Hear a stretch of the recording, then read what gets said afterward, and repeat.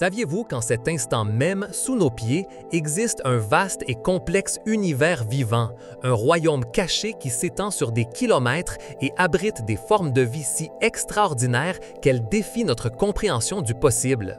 On estime que plus de la moitié de la biomasse microbienne de la planète Terre réside dans les profondeurs de sa croûte, un écosystème qui est resté presque inexploré jusqu'à relativement récemment. Ce monde souterrain, dépourvu de lumière solaire et aux conditions extrêmes, est le foyer de créatures et de micro-organismes qui ont développé des adaptations étonnantes pour survivre et prospérer dans l'obscurité perpétuelle et la rareté des ressources.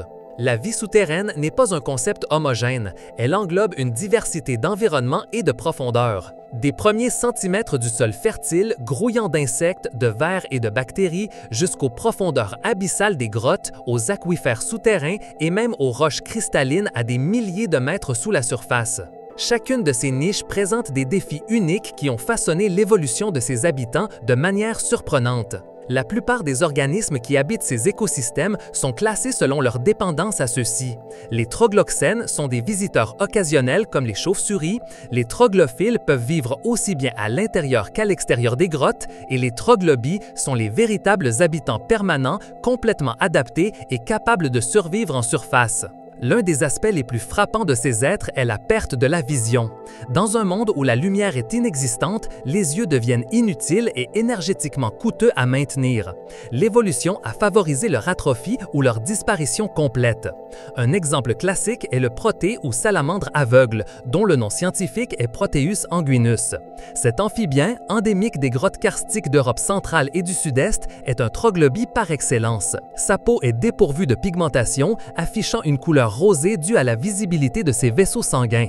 Ses yeux sont petits et vestigiaux, recouverts d'une couche de peau, ce qui lui confère une cécité fonctionnelle totale. Cependant, pour compenser cette perte, le protée a développé des sens extraordinairement aigus. Son système olfactif est des milliers de fois plus sensible que celui de la plupart des animaux de surface, lui permettant de détecter les moindres traces de nourriture ou de prédateurs dans l'eau sombre des grottes. De plus, il possède une oreille interne très développée qui capte les vibrations subtiles dans l'eau, et ce qui est encore plus fascinant, une capacité d'électroréception. Il peut percevoir de faibles champs électriques générés par le mouvement de ses proies, comme de petits crustacés et insectes aquatiques. Cette capacité, plus commune chez les poissons, est rare chez les amphibiens et lui confère un avantage décisif dans l'obscurité. Son métabolisme est incroyablement lent, ce qui lui permet de vivre plus d'un siècle et de survivre sans nourriture pendant des périodes allant jusqu'à 10 ans, une adaptation cruciale dans des environnements où la nourriture est rare et imprévisible. La femelle du protée peut stocker du sperme pendant des années et décider quand fertiliser ses œufs, un mécanisme de survie étonnant. Une autre merveille de l'évolution souterraine est le poisson aveugle mexicain, Astyanax mexicanus. Ce poisson, qui habite dans des systèmes de grottes au Mexique, a une population de surface avec des yeux et une pigmentation normale. Cependant, les populations cavernicoles sont complètement albinos et aveugles. Des études génétiques ont révélé que la perte des yeux chez ces populations est le résultat de mutations dans des gènes spécifiques, comme le gène SHH, Sonic Hedgehog, qui est fondamental dans le développement oculaire. Les embryons des poissons aveugles commencent à développer des yeux, mais ce processus s'arrête et les yeux dégénèrent avant l'éclosion. En échange de la vision, ces poissons ont considérablement amélioré leur ligne latérale, un organe sensoriel qui détecte les changements de pression et les vibrations dans l'eau, leur permettant de naviguer et de chasser avec précision dans l'obscurité. Ils ont également développé un sens de l'odorat supérieur et une bouche plus grande pour capturer des proies. Ces poissons sont un modèle d'étude inestimable pour comprendre l'évolution des adaptations régressives et la plasticité du développement génétique. Dans le règne des invertébrés, les grottes foisonnent de vie. Les arachnides, tels que les araignées et les scorpions, ont colonisé ces espaces. De nombreuses espèces d'araignées des cavernes présentent des pattes extrêmement longues et fines, utiles pour sentir les vibrations et se déplacer sur des terrains irréguliers. Certaines ont complètement perdu leurs yeux, comme l'araignée Trogloraptor marshingtoni, découverte dans des grottes de l'Oregon, aux États-Unis, qui possède des griffes inhabituellement longues et courbées. Les scorpions cavernicoles montrent également des adaptations similaires, avec des pattes sensorielles et une réduction ou absence d'yeux. Les grillons des cavernes, comme ceux du genre Pseutophilus, possèdent des antennes démesurément longues, qui peuvent mesurer plusieurs fois la longueur de leur corps. Ces antennes agissent comme des capteurs tactiles et chémorécepteurs, leur permettant de s'orienter et de trouver de la nourriture dans l'obscurité. Les insectes constituent une partie significative de la faune souterraine. Les coléoptères sont particulièrement diversifiés dans les grottes. De nombreuses espèces de coléoptères cavernicoles appartiennent à la famille des carabidés ou des léodidés. Ceux-ci sont souvent aveugles ou ont des yeux très réduits, des corps sans pigmentation et des pattes et antennes allongées. Ils se nourrissent de détritus organiques tombant de la surface ou d'autres petits invertébrés. Leurs mouvements sont lents et délibérés, conservant l'énergie dans un environnement aux ressources limitées. Le mille-pattes Scutigera coleoptrata, bien que n'étant pas un troglobiante strict, se trouve souvent dans les grottes et les sous-sols, bénéficiant de l'humidité et de l'obscurité. Ses multiples pattes et longues antennes lui confèrent une agilité et une sensibilité extraordinaires. Les crustacés sont également des habitants communs des eaux souterraines. Des isopodes et des amphipodes aveugles, comme ceux du genre Niphargus, peuplent les aquifères et les grottes d'eau douce en Europe. Ces créatures aquatiques, dont beaucoup sont albinos et sans yeux, se nourrissent de matières organiques dissoutes ou sédimentées, et sont cruciaux pour le cycle des nutriments dans leurs écosystèmes. Leur taille peut varier de quelques millimètres à plusieurs centimètres. La survie de ces écosystèmes aquatiques souterrains délicats est extrêmement sensible à la pollution des eaux de surface, car tout contaminant peut s'infiltrer et affecter gravement ces populations isolées et fragiles. Au-delà des animaux visibles, la véritable merveille de la vie souterraine réside dans le règne microbien. Pendant des décennies, on a pensé que la vie ne prospérait que là où la lumière du soleil fournissait de l'énergie par la photosynthèse. Cependant, l'exploration de la biosphère profonde a révélé un univers de micro-organismes, de bactéries et d'archées qui tirent leur énergie de processus chimiques, un phénomène connu sous le nom de chimiosynthèse. Ces organismes sont la base de chaînes alimentaires complètement indépendantes de l'énergie solaire. Par exemple, dans les mines d'or d'Afrique du Sud, à près de 3 km sous la surface, la bactérie Desulforodis audax-viator a été découverte. Cet étonnant micro-organisme vit dans l'obscurité et l'isolement complet, tirant son énergie de la désintégration radioactive des minéraux environnants, spécifiquement de l'uranium, qui divise les molécules d'eau et libère du sulfure. C'est l'un des rares écosystèmes connus qui dépend d'une seule espèce pour sa survie, et on pense qu'il a été isolé pendant des millions d'années. L'existence de cette bactérie unicellulaire, ainsi que d'autres micro-organismes extrémophiles qui prospèrent dans des conditions de haute pression, de température et de salinité, a révolutionné notre compréhension des limites de la vie sur Terre et a de profondes implications pour l'astrobiologie. Si la vie peut subsister dans de telles conditions extrêmes sur notre propre planète, les possibilités de trouver de la vie dans les environnements souterrains d'autres corps célestes, comme Mars ou les lunes glacées de Jupiter ou Saturne, telles qu'Europe ou Encelade, augmentent exponentiellement. Les scientifiques recherchent maintenant des signatures de vie microbienne dans les roches profondes et les aquifères en utilisant des techniques de séquençage de l'acide désoxyribonucléique et d'analyse isotopique. Les plantes, telles que nous les connaissons, ne peuvent pas survivre sans lumière. Cependant, au sens le plus large de vie souterraine, il est crucial de parler des organismes qui remplissent le rôle de producteurs ou de décomposeurs dans ces écosystèmes. Outre les bactéries chimiosynthétiques, les champignons jouent un rôle vital. Les champignons ne réalisent pas la photosynthèse, mais obtiennent leurs nutriments en décomposant la matière organique. Dans les grottes, la matière organique arrive généralement sous forme de détritus de surface, comme des feuilles tombées, des excréments d'animaux, en particulier le guano de chauve-souris.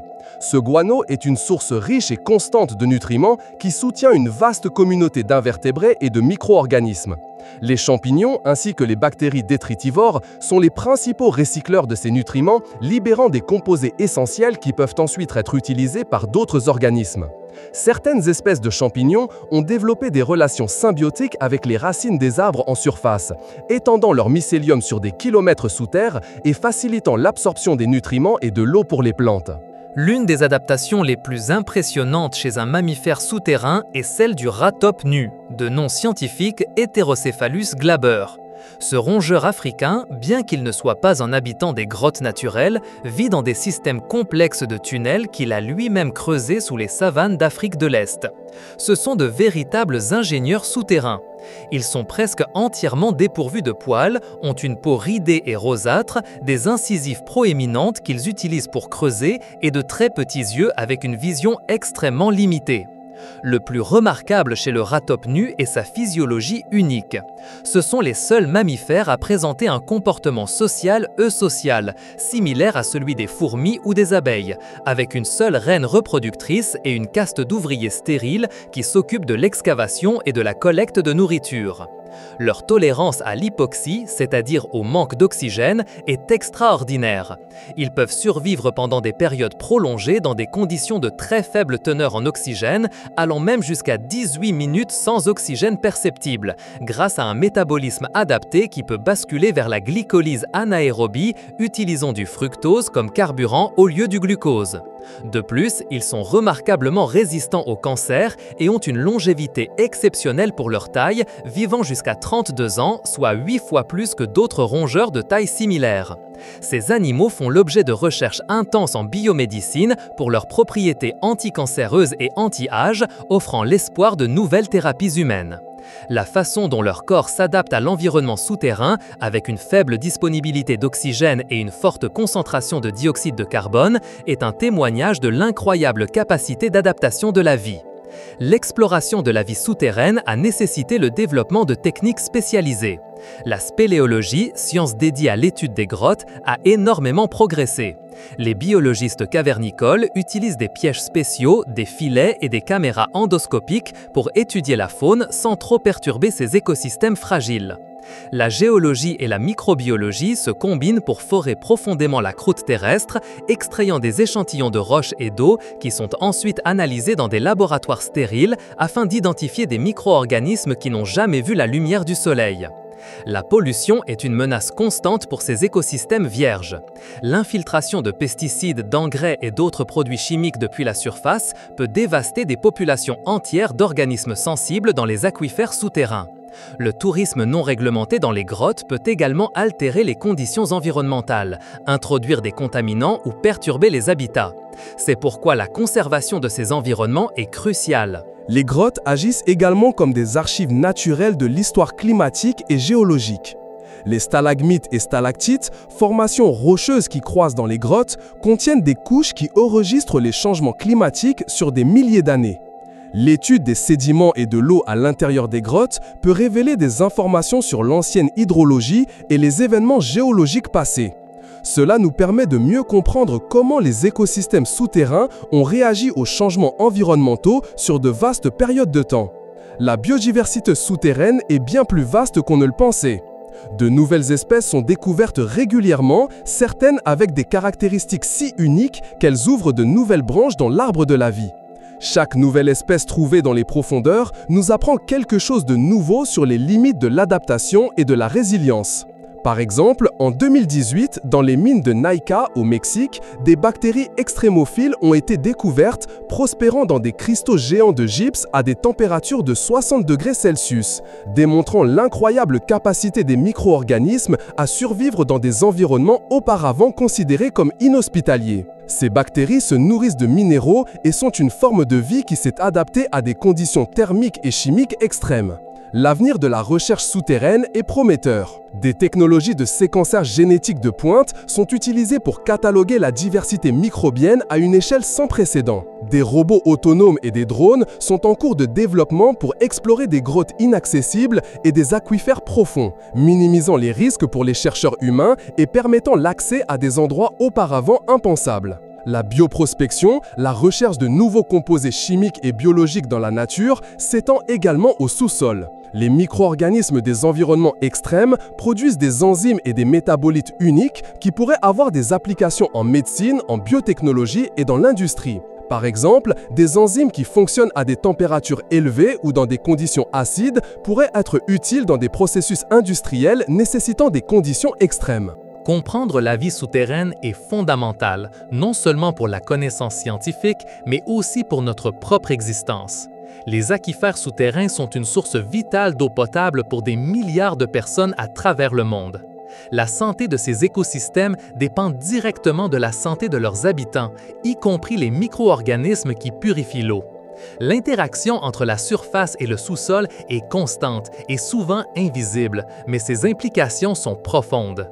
La vie qui défie l'obscurité sous la Terre nous rappelle l'étonnante adaptabilité et la persistance de la vie, un témoignage de la créativité inépuisable de l'évolution.